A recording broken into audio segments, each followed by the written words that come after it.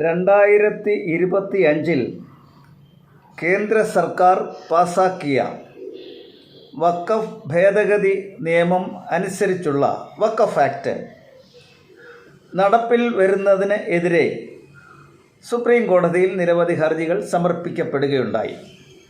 അതിനെ സംബന്ധിക്കുന്ന വാദം ഇന്നലെ കേട്ടു. ഹർജിക്കാരുടെ ആവശ്യം ഇതിൻ്റെ നടപ്പിൽ വരുത്തുന്നത് സ്റ്റേ ചെയ്യണം എന്നായിരുന്നു. പക്ഷേ അങ്ങനെ ഒരു സ്റ്റേ ഉത്തരവ് ബഹുമാനപ്പെട്ട സുപ്രീം കോടതി പാസ്സാക്കിയില്ല. കേന്ദ്ര സർക്കാരിന് വേണ്ടി ഹാജരായത് സോളിസിറ്റർ ജനറൽ തുഷാർ മേത്ത ആയിരുന്നു. അദ്ദേഹം കോടതിയോട് ഒരാഴ്ച സമയം മറുപടി നൽകുന്നതിന് വേണ്ടി ആവശ്യപ്പെട്ടു. കോടതി അത് അനുവദിച്ചു. തുഷാർ മേത്ത സ്വന്തമായി തന്നെ മുന്നോട്ട് വന്ന് ഒരു അണ്ടർടേക്കിംഗ് നടത്തി. അത് ഇപ്രകാരമാണ്: കേസ് ഇനി പരിഗണിക്കും വരെ വഖഫ് കൗൺസിലിലും ബോർഡുകളിലും പുതിയ നിയമനങ്ങൾ നടത്തില്ല. ഇതിന് വിരുദ്ധമായി നിയമനം നടന്നാൽ അസാധുവാകും. ഡീനോട്ടിഫിക്കേഷൻ നടപടി ഉണ്ടാവില്ല. വഖഫായി സമർപ്പിച്ചിട്ടില്ലെങ്കിലും അത്തരത്തിൽ ഉപയോഗിച്ചു വരുന്ന സ്വത്തിനും, അതായത് വഖഫ് ബൈ യൂസർ, ഈ പരിരക്ഷ ഉണ്ടാകും. ഇത്ര മാത്രമാണ് പറഞ്ഞത്. പക്ഷേ ഇത്തരത്തിലൊരു അണ്ടർടേക്കിംഗ് കോടതിയിൽ സമർപ്പിച്ചു കഴിഞ്ഞാൽ അതിന് വിരുദ്ധമായി ചെയ്യാൻ പാടില്ല.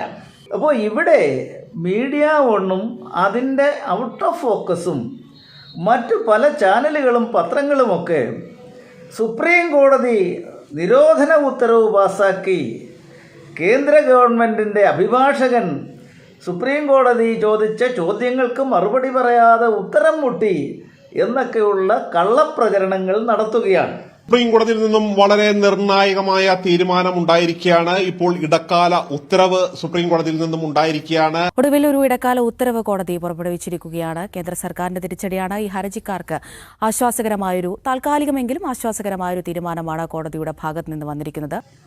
ഈ നിയമം പാസാക്കിയത് BJP സർക്കാരിനെ സംബന്ധിച്ചിടത്തോളം ഈ നാട്ടിൻ്റെ രക്ഷയ്ക്ക് ആവശ്യമെന്ന് ബോധ്യമുള്ളത് കൊണ്ടാണ്. അല്ലാതെ അവർക്ക് പ്രത്യേകിച്ച് പിടിവാശിയൊന്നുമില്ല.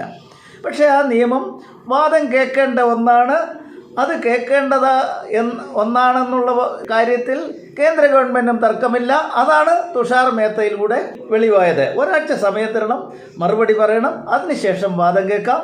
അതുവരെ ആ ആക്ട് അനുസരിച്ചുള്ള വകുപ്പുകൾ നടപ്പിൽ വരുത്തത്തില്ല എന്ന് അദ്ദേഹം സ്വയം ഒരു അണ്ടർടേക്കിംഗ് നൽകുകയുണ്ടായി. ഇത്ര മാത്രമാണ്.